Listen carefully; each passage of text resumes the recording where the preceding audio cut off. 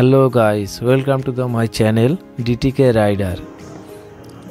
আজকে আমরা করব এম হকের ইঞ্জিন অয়েল চেঞ্জ, তার সাথে দেখাবো এয়ার ফিল্টারের কন্ডিশন।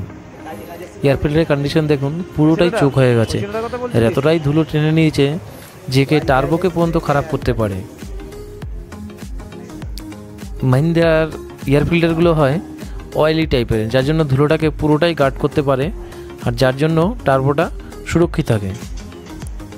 এর আরেকটা জিনিস দেখুন, এর অয়েল এতটা লিকেজ হয়েছে যে ফিল্টারের আগে যেখানে কাজ হয়েছে চেঞ্জ করা হয়েছে অয়েল ফিল্টার পুরো টাইট করতে পারেনি, লুজ থেকে গেছে, যার কারণে পুরো চেম্বার থেকে শুরু করে পুরো ইঞ্জিনের নিজের সাইডটা অয়েল হয়ে গেছে।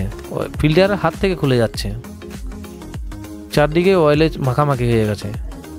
তো যখনই কেউ চেঞ্জ করবেন ইঞ্জিন অয়েল ফিল্টার স্টার্ট করার পরে নিশ্চয়ই একবার চেক করে নেওয়া উচিত। তো আমরা অরিজিনাল এয়ার ফিল্টার ইউজ করবো এখানে।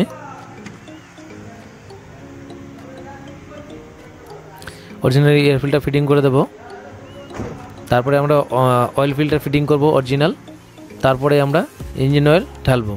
তো দেখতে থাকুন। তো এয়ার ফিল্টার লাগানো কমপ্লিট, এবারে ইঞ্জিন অয়েল ঢালার পালা। তো আমরা ইঞ্জিন অয়েলটা ইউজ করবো অরিজিনাল ফিগর মাহিন্দ্রা। তো আমরা ইঞ্জিন অয়েলটা ঢেলে নিই। ইঞ্জিন অয়েলের কালারটা দেখুন একবার, অরিজিনাল অয়েল।